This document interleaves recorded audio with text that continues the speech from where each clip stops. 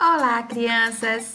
Na historinha de ontem, nós aprendemos com Pedrinho que as letrinhas estão em toda parte. Agora, animadas como Pedrinho, vamos ouvir uma linda música que ensina o som das letrinhas do alfabeto. Quero aprender a ler, quero aprender a escrever. As letras têm nomes, as letras têm sons e é muito fácil de entender. A, B, C, D, E, F, G, H, I, J, K, L, M, N, O, P, Q, R, S, T, U, V, W, X, Y e Z. A faz A, abelha. B faz B, bola. C faz C, casa. D faz D, dedo. E faz E, elefante. E também faz E, ela. F faz faca. G faz G, gato e Gabriela. H, esse não tem som. I faz I, igreja.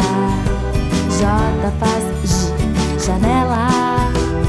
K faz K, carinho. L faz L, lápis, lapiseira. M faz M, mala. N faz N, neve. O faz O, olho. O também faz O, óculos. P faz pare. Q faz C, quero. R faz R, rabo. R também faz R, arara. S faz S, sala. T faz tapete.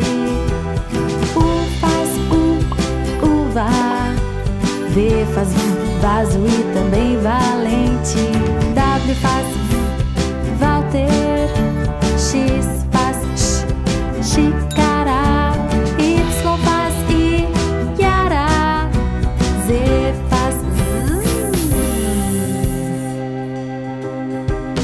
zero.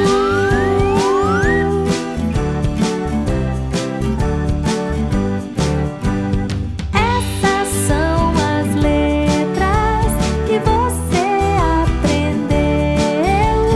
Todas elas falam igualzinho a você e eu. Igualzinho a você e eu. Igualzinho a você e eu. Igualzinho a você e eu. Para praticar o que aprendemos, vamos pegar o alfabeto móvel e formar palavras. Bom trabalho, crianças!